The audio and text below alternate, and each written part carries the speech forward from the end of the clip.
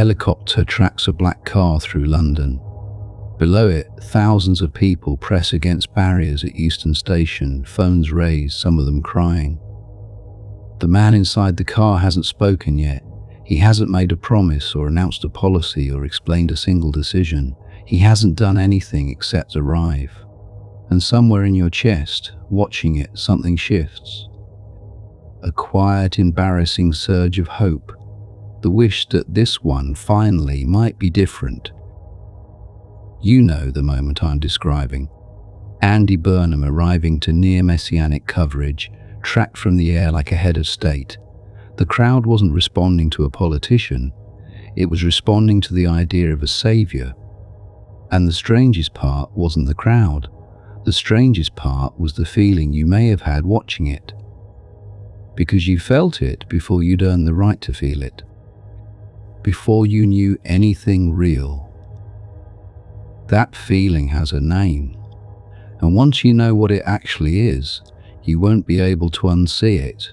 Not in politics, not at work, not in the person you fell a little bit in love with before they ever opened their mouth. In 1920, a psychologist named Edward Thorndike ran a simple experiment. He asked military officers to rate their soldiers on a series of qualities: intelligence, physical ability, leadership, character. What he found unsettled him.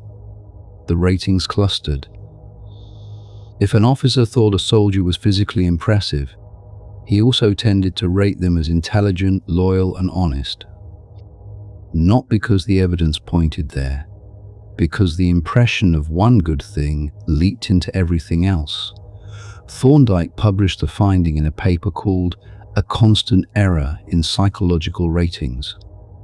He named the phenomenon the halo effect, the single trait that shines so bright it casts its light over every corner of your judgment.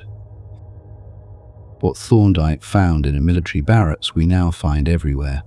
A person walks into a room with a certain kind of confidence and you grant them, without deciding to, a whole dossier of invisible credentials. Capable, trustworthy. Right, you haven't asked for their record, you haven't tested their ideas. The halo did the work before you could think, and it did it quietly enough that it felt like your own clear-eyed judgment. That's what makes it dangerous. You can feel completely rational while it happens. The bias doesn't announce itself. It doesn't arrive wearing a sign. It feels like a lucid read of the room, like you're responding to something real. You're responding to a glow, and the glow is not the person. Picture a Tuesday morning in a city council meeting room, strip lighting, coffee in a paper cup going cold. A woman named Sarah has worked there for 11 years. She knows every line of the regional transport budget. She can tell you which junctions will fail in winter, which contracts are overdue for renegotiation, which suppliers have been padding their numbers for 2 years running. When she speaks, people nod and write things down. But no one follows her into the car park to photograph her. No helicopter tracks her commute. Because Sarah doesn't have a halo, she has a record. Those are not the same thing, and we treat them as if they are. This is the gap the halo effect lives in. The gap between appearing competent and being competent.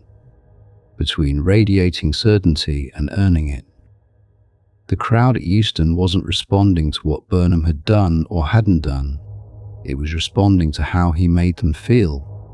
And those are two completely different things, even when they arrive in the same body at the same station on the same afternoon. You have done this.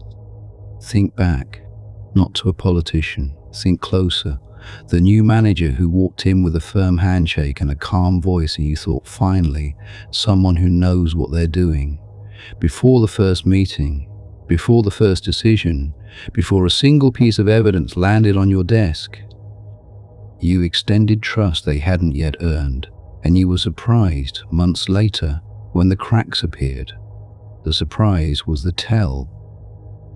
Because you'd been trusting the halo, not the person. Or think about the person you were drawn to so completely, so fast that you mistook the pull for evidence. Their confidence read as wisdom, their ease read as kindness. Every blank you filled in with the best possible answer, because one thing about them was genuinely bright. Charisma is not character, beauty is not goodness, physical grace is not moral grace. The halo makes them feel identical, and a feeling is very hard to argue with from the inside.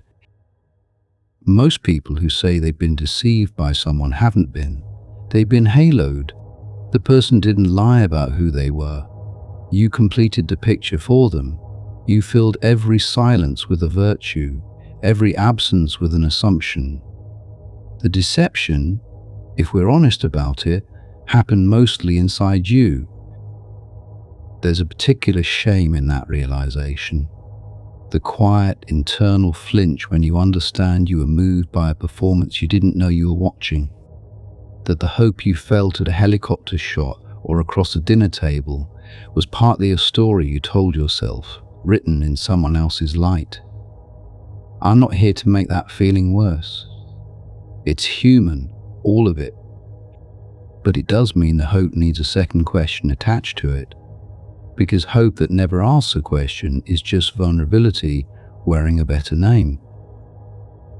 Robert Cialdini spent decades studying the mechanics of influence, and one pattern he kept returning to was this: the conditions that make us most susceptible to being influenced are exactly the conditions in which we feel least like we're being influenced. Certainty, clarity, the comfortable sense that you already understand. That's when the halo is doing its deepest work. The smoother the feeling, the less we interrogate it. The media knows this. The helicopter shot over Euston isn't accidental. The crowd footage isn't accidental. The frame of messianic arrival is constructed because the people constructing it understand, at some level, that a strong enough image will borrow against your judgment on their behalf. They don't need to argue a case. They just need to get the lighting right. They need the angle that films a person from below, the backlit silhouette, the crowd already cheering before the door opens. You have been a sophisticated audience for images like that your entire life. Thousands of arrivals, crowded stages, figures backlit and filmed from below, every single one asking for the same thing: your halo, your unconscious willingness to project the best possible interpretation onto a well-framed stranger. And you gave it each time without knowing you had anything to give. So here's the question. The halo doesn't want you to ask, what do I actually know about this person, separate from how they make me feel? Not what they remind you of, not what their presence seems to promise, not the story you started writing the moment you saw them. What have they done? Where is the record? Strip the glow away and ask what's underneath. This is not cynicism. Get that straight. A person can be genuinely charismatic and genuinely competent. Burnham may prove that out over time, or he may not. The halo effect doesn't make every impressive person a fraud. What it does is remove your ability to tell the difference. And that ability is precisely what you need back. The Stoic teacher Epictetus had a practice he described in the Enchiridion. When a thought arrived that seemed immediately compelling, immediately obvious, he recommended pausing to examine it before accepting it. Not because the thought was wrong, because the speed of the conviction was itself a reason to slow down. He called it testing the impression, checking whether what seems clear is actually clear, or whether the mind has simply stopped asking. Try it with one question. Before you extend trust, ask yourself, would I believe this if they weren't so impressive? If the same words, the same ideas, the same promises came from someone plain or nervous or quiet, would they still hold weight? If the answer is yes, the trust is probably earned. If the answer is uncertain, the halo is still talking. Let it finish before you decide. Notice the surge first. That's the opening move. When you feel that particular warmth towards someone you just encountered, the quiet conviction that this one is trustworthy, that this one is different, don't suppress it. Don't dismiss it either, just name it. There's a halo here.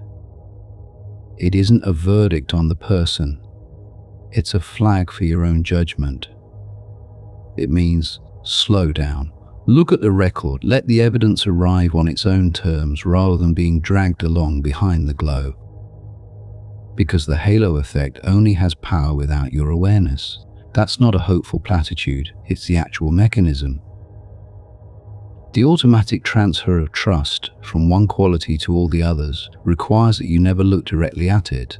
The moment you can see it happening, the moment you feel the surge and name it for what it is, the transfer stops. You don't stop feeling hope. You stop outsourcing your judgment to the feeling. Those two things are not the same, and the distance between them is exactly where your agency lives. Tonight, if you find yourself watching coverage of someone arriving to applause, or sitting across a table from someone whose confidence fills the room, or reading about the next figure the media has decided to frame as a savior, pause at the surge. Feel it. Don't trust it yet. Ask what you actually know. Separate from how they make you feel. Let the record come forward. Let the glow wait. You're someone who can now name that feeling. The warmth that arrives before the evidence does. That is the halo. And knowing its name means it can no longer move you without your permission.